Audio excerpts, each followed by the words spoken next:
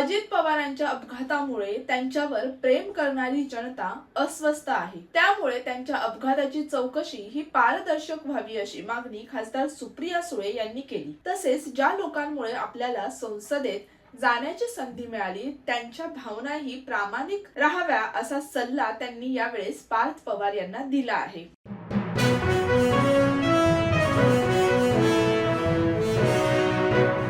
दिवंगत उपमुख्यमंत्री अजित पवार यांचा अपघात नव्हे तर घातपात असल्याचा संशय आता पवार कुटुंबाला वाटत असल्याची माहिती सूत्रांच्या हस्ते समोर आली आहे। त्यामुळे सुनेत्रा पवार, जय पवार आणि पार्थ पवार हे भारताचे पंतप्रधान नरेंद्र मोदी यांची भेट घेणार असल्याची माहिती देखील समोर आली आहे।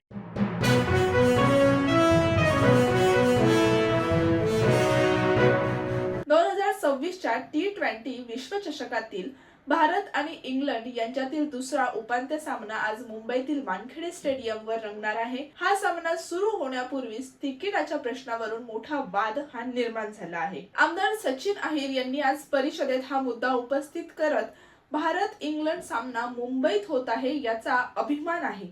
मात्र पूर्वी शरद पवार बीसीसीआयचे अध्यक्ष असताना अधिवेशनाच्या काळात सदस्यांना पास दिले जात असत। आता मोठ्या कंपन्यांचे लोक स्टेडियम मध्ये बसतात पण आमदारांना पास मिळत नाहीत अशी खंत यावेळेस सचिन अहिर यांनी केली आहे।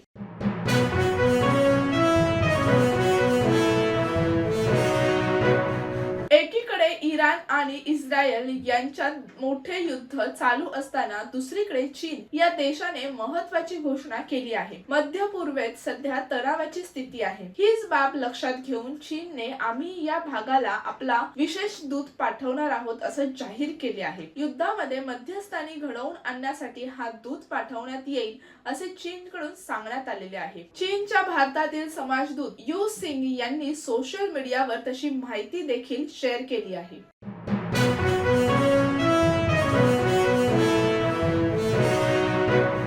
सचिन तेंडुलकरचा मुलगा अर्जुन तेंडुलकर विवाहबद्ध झाला आहे। त्याने सानिया चंडोक हिच्याशी लग्न केले आहे।